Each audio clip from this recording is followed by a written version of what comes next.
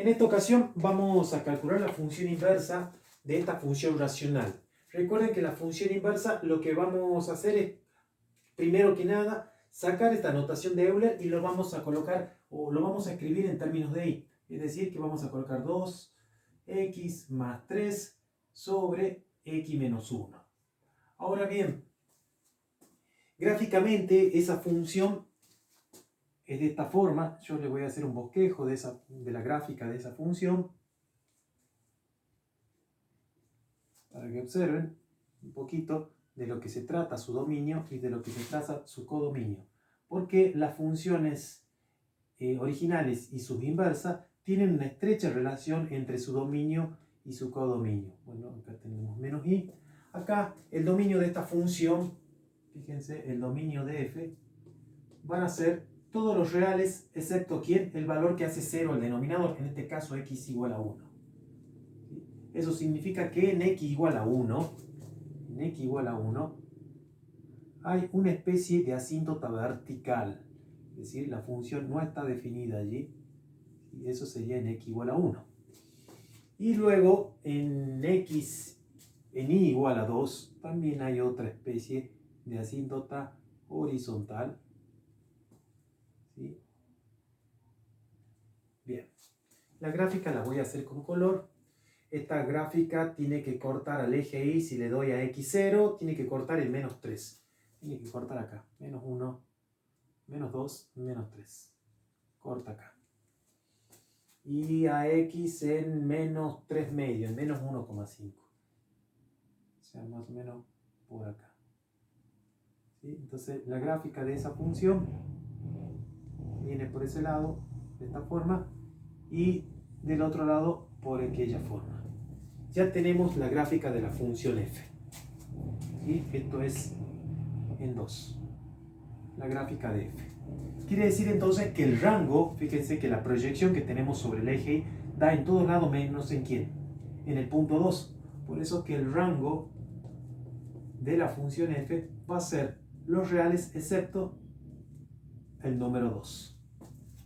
Bien, ahora sí, ya teniendo el dominio y el rango y ya teniendo la notación escrita en términos de y, lo único que voy a hacer es, primero que nada observo que esta función y está en función de x.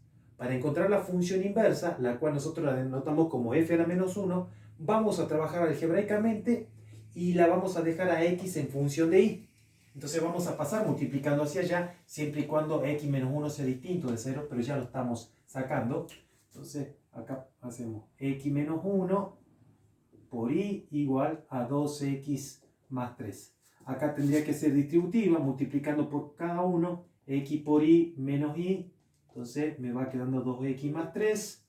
Voy a juntar los números que tienen x hacia el primer miembro. Fíjense que tengo esto que tiene x. Este 2x que está positivo lo vamos a llevar negativo. Acá ese y negativo lo vamos a llevar positivo al segundo miembro y me queda y más 3. Acá podemos sacar factor común x. De hecho lo sacamos. Sacamos factor común x y eso podemos escribirlo como y menos 2 igual a y más 3. Y por último, esta expresión que está multiplicando la vamos a pasar dividiendo, quedando así la expresión de la siguiente forma: y más 3 sobre y menos 2. Ahora bien, ya tenemos la función. Fíjense que acá teníamos y en función de x, ahora tenemos x en función de y. Lo que significa ahora que vamos a sustituir a x por esta notación, f a la menos 1 de x. Eso significa que vamos a reemplazar a x por la inversa. Vamos a tomar otra notación. Por lo tanto, la función inversa va a quedar así: f a la menos 1 de x, que ha sido reemplazado por x, y ahí lo vamos a reemplazar simplemente por x. O sea que me va a quedar x más 3 sobre x menos 2.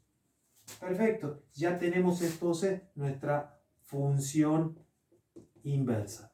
Por supuesto que no todas las funciones admiten inversa. Algo que vimos en la teoría, que hay funciones que no admiten inversas, las cuales no son biunívocas.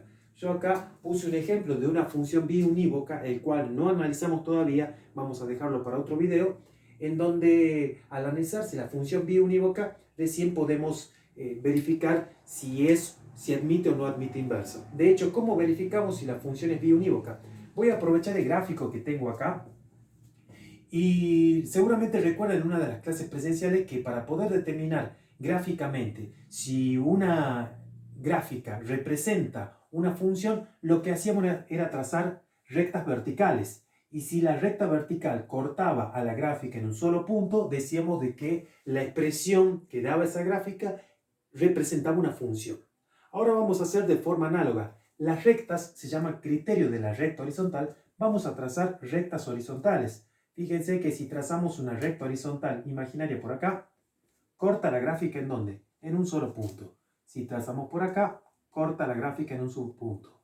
En cualquier punto que trace una recta paralela al eje X u horizontal, corta la gráfica en un solo punto. O directamente no la corta.